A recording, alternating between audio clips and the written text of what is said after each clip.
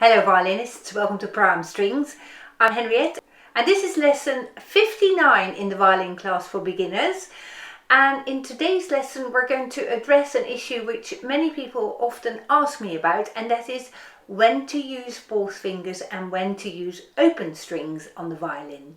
So I'm hoping that by the end of your lesson you will have a good grasp of the general rules concerning using the fourth fingers and the open strings. And we will also be practicing Etude number 6, which you can find in the green book on page 30. Now the red book does not contain this study, so I'll put a link in the description below for you to find the notes.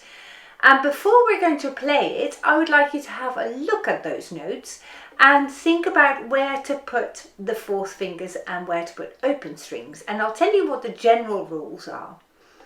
Generally, when we play scales up and we go from a lower string to a higher string, you use the open strings, because after the open string you're going to be playing on the new string. However, if you play a scale passage down and you're going to continue after the open string or the fourth finger on the lower string, we tend to use a fourth finger, so you hit the new string rather sooner. So rather than playing the open string and then carry on the string below, use the fourth finger.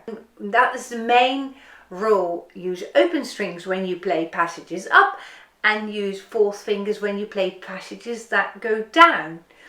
Now it's slightly different when we play slurs in our music, because if you have two notes slurred and you play in a scale up, you tend to play the third and fourth fingers, if they are in quick succession like that, on the same string. So slurs, we try to keep the notes on the same string wherever we can.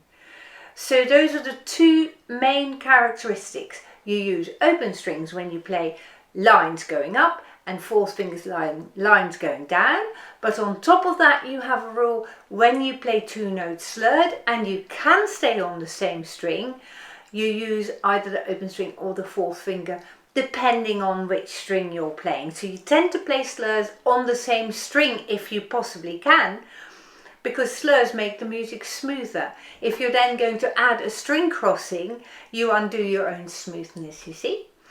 So what I'd like you to do next is go over study number 6, and I want you first to sit down with your music and write for yourself whenever you think there should be an open string or there should be a fourth finger. And once you've done that, come back into this video and we'll play very slowly, and you can see if you've got your answers right, as it were, if you've chosen the right thing, whether to play an open string or a fourth finger. Now this study is in the key of A major, which we've practiced in lesson 57, so we are having raised third fingers on the G and D strings. Bear that in mind as well when we play. We'll go very slowly and I'll count us in 1, 2 and 1, 2 and. Open string here. Fourth finger here because I'm slurring it onto 3. Fourth finger here.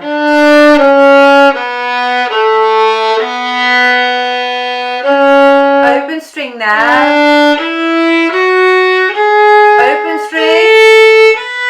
Open string because I'm slurring the B and the A together. Fourth finger because we're playing a descending scale. Open string.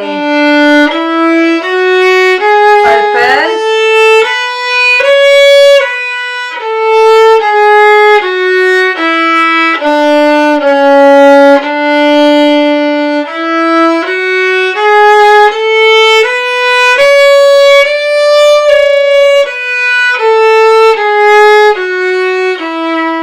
Open string here.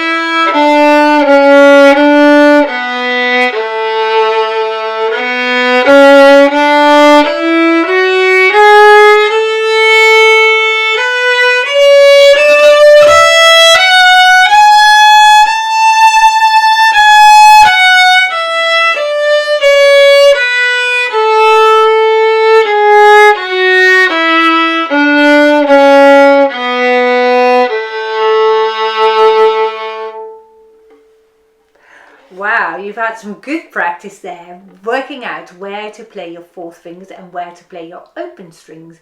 Now, for those of you who have been super observant, I have made one or two little errors that didn't quite follow the rules. Of course, these rules are general rules and we would most of the time play them. So if you can spot where I have not used the method that I've just explained to you, write it in the comments section down below and let's see if we can work out where I did something different. So this was a slightly different lesson from how we usually have our lessons in this series. Next time we'll be back on track again, so I very much look forward to seeing you again then. Goodbye.